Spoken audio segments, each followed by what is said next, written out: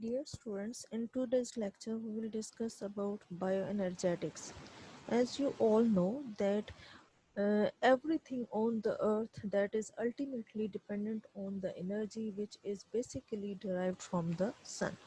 So, what is actually energy? Energy is basically the ability to do work, but this is not as obvious as the matter is, because in case of matter we can say that it is a thing which occupies space and have any mass or weight, but in case of energy we cannot describe it in that sense. So energy exists in many forms. There are many units which can be used to describe the energy, but basically we use two main units, which is calorie and joule.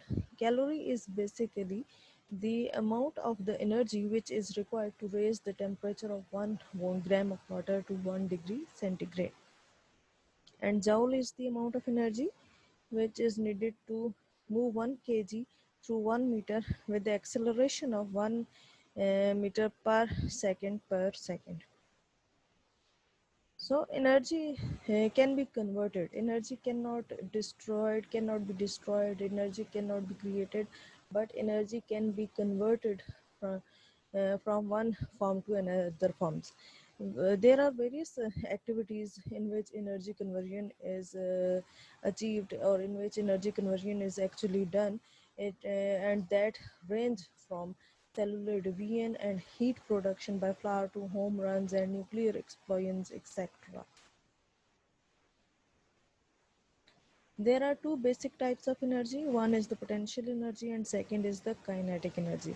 Potential energy is basically the stored form of energy, and this energy is basically available when we are doing any work, and this energy can be determined by the position and the arrangement of matters. For example, light energy, which can be present in the form of chemical energy, while the kinetic energy is the energy which is being used to do work, energy in motion, and in the movement we can say that energy is the basically kinetic energy, and that affects matter by transferring motions to other matters. For example, flowing water turns turbines.